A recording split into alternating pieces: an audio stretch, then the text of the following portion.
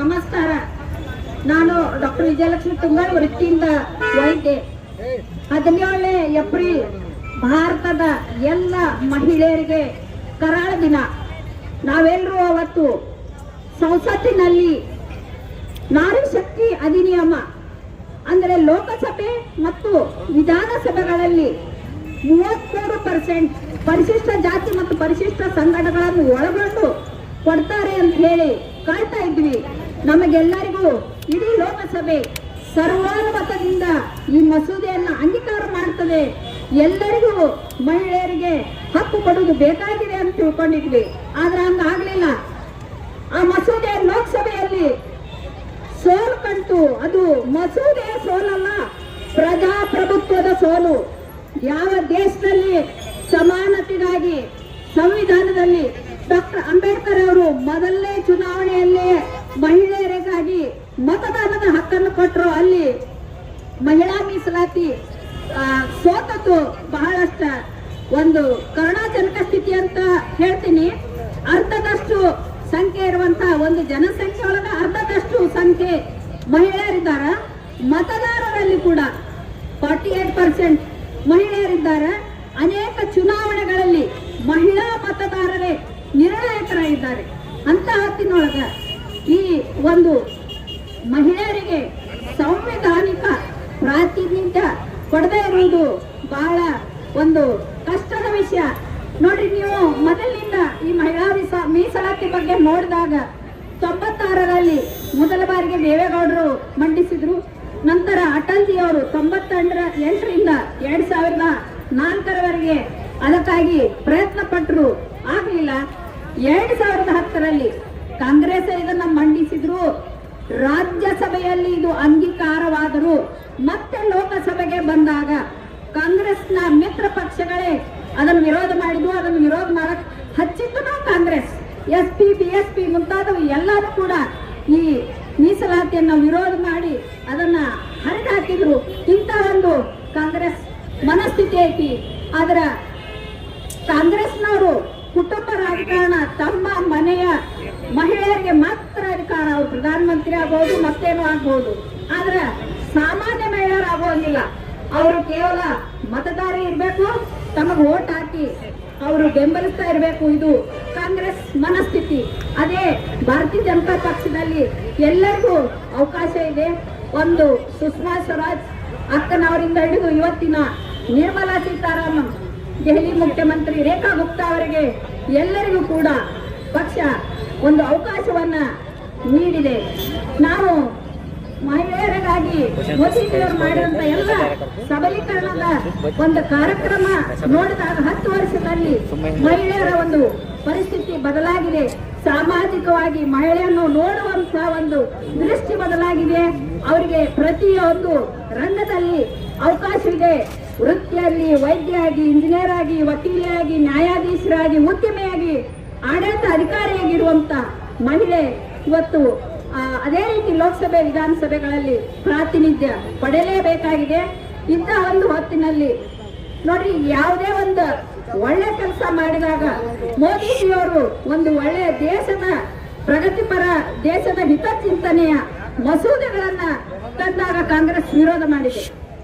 ಅದು CA ಇರಬಹುದು, ಅಥವಾ ಕಾಶ್ಮೀರದ 371 ಆರ್ಟಿಕಲ್ ರದ್ದತಿ ಇರಬಹುದು, ಹಾಗೂ ತ್ರಿವಳಿ ತಲಾಖ್ ರದ್ದತಿ ಇರಬಹುದು, ದೇಶದ ರಕ್ಷಣಾದ ವಿಚಾರದಲ್ಲಿ ಸರ್ಜಿಕಲ್ ಸ್ಟ್ರೈಕ್ ಇರಬಹುದು, ಆಪರೇಷನ್ ಸಿಂಧೂರ ಇರಬಹುದು, ಪ್ರತಿ ಒಂದನ್ನು ಕಾಂಗ್ರೆಸ್ ವಿರೋಧ ಮಾಡಿದೆ. ಕಾಂಗ್ರೆಸ್ಸಿಗೆ ದೇಶದ ಹಿತ ಬೇಕಾಗಿಲ್ಲ, ಮಹಿಳೆಯರ ಹಿತ ಬೇಕಾಗಿಲ್ಲ. ಆದರೆ ಇವತ್ತಿನ ಮಹಿಳೆಯರಿಗೆಲ್ಲ ತಿಳಿತದ ಕಾಂಗ್ರೆಸ್ ಏನ್ ಅನ್ಕೊಂಡಂದ್ರ ಗ್ಯಾರಂಟಿ ಕೊಟ್ಟು, ಗೃಹಲಕ್ಷ್ಮಿ ಕೊಟ್ಟು ಮಹಿಳೆಯ ಮತದಾರರ ವೋಟ್ ಹಾಕಿಸ್ಕೊಳ್ಳೋದು, ಸರ್ಕಾರ ನಡೆಸೋದು. ಆದ್ರೆ ಅವರಿಗೆ ಆ ಸರ್ಕಾರದಲ್ಲಿ ಭಾಗ ಕೊಡಂಗಿಲ್ಲ, ಅವ್ರ ಜೊತೆ ಕುಂತು ಮಸೂದೆಯನ್ನು ಮಾಡುವಂತಿಲ್ಲ. ಇಂಥ ಮನಸ್ಥಿತಿ ಇದ್ದದನ್ನ ಇಡೀ ದೇಶದ ಮಹಿಳೆಯರು ಇವತ್ತು ಗಮನಿಸ್ತಾ ಇದ್ದಾರೆ. ಇದೇ ಕಾಂಗ್ರೆಸ್ ಮೊದಲು ಅಂಬೇಡ್ಕರ್ ಅವರು ಹಿಂದೂ ಕೋಡ್ ಬಿಲ್ ಅನ್ನು ಮಸೂದೆಯನ್ನ ಮಂಡಿಸಬೇಕಂತ ಕೂಡ ಮಂಡಿಸಲು ಬಿಡಲಿಲ್ಲ. ಅದರಲ್ಲಿ ಎಲ್ಲಾ ಮಹಿಳಾ ಪರ ವಿಚಾರವಿದ್ದು, ಮಹಿಳೆಯರ ವಿವಾಹ, ವಿಚ್ಛೇದನ, ಆಸ್ತಿ ಹಕ್ಕು ಪ್ರತಿಯೊಂದು ಇತ್ತು. ಅದನ್ನು ಕೂಡ ಇವರು ಬಿಟ್ಟಿದ್ದಿಲ್ಲ ಅನ್ನೋದನ್ನ ಇತಿಹಾಸವನ್ನ ನಾವು ನೆನಪು ಮಾಡ್ಕೋಬಹುದು.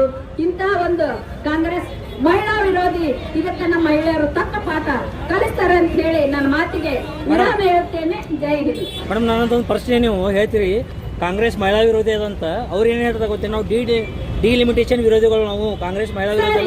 ಜನಸಂಖ್ಯೆ 55 ಕೋಟಿ ಇದ್ದು 145 ಆದಾಗ ಡಿಲಿಮಿಟೇಷನ್ ಬರತೈತಿ. ಇವತ್ತಿಲ್ಲ ನಾಳೆ 1971 ಇವತ್ತು ಹೆಂಗ್ ನೀವು ಫಾಲೋ ಮಾಡ್ತೀರಿ? ಇವತ್ತಿಲ್ಲ 2019 ಅದು ಬಂದೇ ಬರ್ತದೆ. ಮಹಿಳೆಯರು ಸಮಾಜದ ಹೃದಯವಾಗಿದ್ದು ಅಂತ ಮಹಿಳೆಯರಿಗೆ ಅನ್ಯಾಯ ಆಗೋ ಟೈಮಿಗೂ ಯಾರು ಬರಲಿಲ್ಲ. ಇವಾಗ ನಾವು ಅದ್ರ ಬಗ್ಗೆ ಮಾತಾಡ್ಲಿಲ್ಲ ಅಂದ್ರೂ ಅದು ಅನ್ಯಾಯ ಆಗುತ್ತದ. ಮೋದಿಜಿ ಅವರ ಮಹಿಳೆಯರಿಗೆ 33% ರಿಸರ್ವೇಶನ್ ಮಾಡ್ಬೇಕಂತ ಪ್ಲಾನ್ ಮಾಡಿದಾಗ ವಿರೋಧ ಪಕ್ಷದವರು ಅದನ್ನ ತಡೆಗಟ್ಟಿದ್ರು.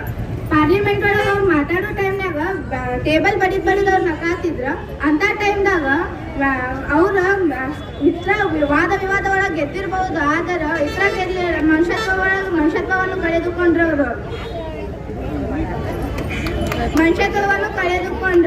ಮತ್ತ ಎಲ್ಲ ಸಮಾನ, ಗಂಡು ಹೆಣ್ಣು ಸಮಾನತೆ ಅಂತ ಹೇಳ್ತಾರ. ಈ ಟೈಮ್ದಾಗ ಅವ್ರು ಸಮಾನತೆ ತೋರಿಸ್ಲಿಲ್ಲ.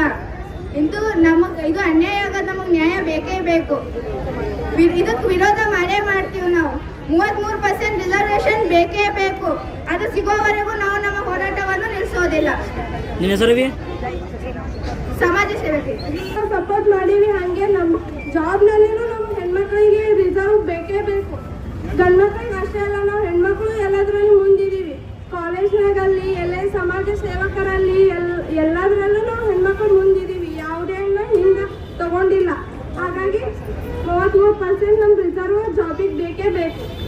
ಅದನ್ನ ಇನ್ನೂ ತನಕ ಹೋರಾಟ ಮಾಡೇ ಮಾಡ್ತೀವಿ. ಗೆಲ್ಲುವವರೇ ಹೋರಾಟ. ಇದು ಮೀಸಲಾತಿ ಬೋಲೋ ಭಾರತ್ ಮಾತಾ ಕಿ ಇದು ಮಹಿಳೆಯರ ಸಬಲೀಕರಣಕ್ಕಾಗ ಆಗೈತಿ. ಯಾಕಂದ್ರೆ ಮಹಿಳೆಯರು ಎಲ್ಲಾ ಕ್ಷೇತ್ರದಲ್ಲಿ ಕೆಲಸ ಮಾಡತ್ತ. ಇದು ಸಿಗೋದ್ರಿಂದ ಮೇನ್ ಆಗಿ ನಮಗ್ ವಿಧಾನಸಭೆ ನಮ್ಮ ಸಮಸ್ಯೆಗಳನ್ನ ನಾವು ನೇರವಾಗಿ ನಿಂತು ಮಂಡಿಸಿ ಅದರ ಬಗ್ಗೆ ನಿರ್ಧಾರ ತಗೊಳಕ್ ನಮಗ್ ಬಹಳ ಅನುಕೂಲ ಆಗ್ತೈತಿ. ಹೆಣ್ಮಕ್ಳ ಸಬಲೀಕರಣ ಬಹಳ ಮುಖ್ಯ ಅದ.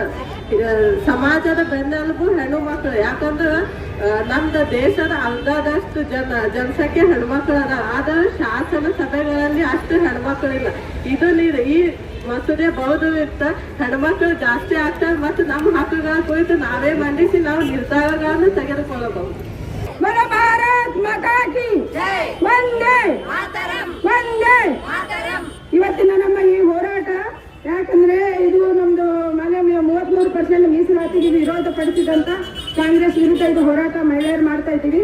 ನಾವು ಇದು ಯಾವುದೇ ಪಕ್ಷ ಇಲ್ಲ, ಯಾವುದೇ ಜಾತಿ ಇಲ್ಲ, ಪಕ್ಷಾತೀತವಾಗಿ ಜಾತ್ಯತೀತವಾಗಿ ಎಲ್ಲರೂ ಸೇರಿ ಈ ಹೋರಾಟವನ್ನು ಮಾಡಿದ್ದೀವಿ. ಸಿದ್ದೇಶ್ವರ ದೇವಸ್ಥಾನದಿಂದ ಗಾಂಧಿ ಸರ್ಕಲ್ವರೆಗೂ ಈ ಹೋರಾಟವನ್ನ ಮಾಡ್ಕೊಂತ ಇಲ್ಲಿವರೆಗೂ ಬಂದಿವಿ. ಈಗ ಇದು ಹೋರಾಟ ಇಷ್ಟಕ್ಕೆ ನಿಲ್ಲುವುದಿಲ್ಲ. ಅಭಿ ತೋ ಯೇ ಪಿಕ್ಚರ್ ಹೈ, ಟ್ರೇಲರ್ ಅಭಿ ಬಾಕಿ ಹೈ. ಬೋಲೋ ಭಾರತ್ ಮಾತಾ ಕಿ.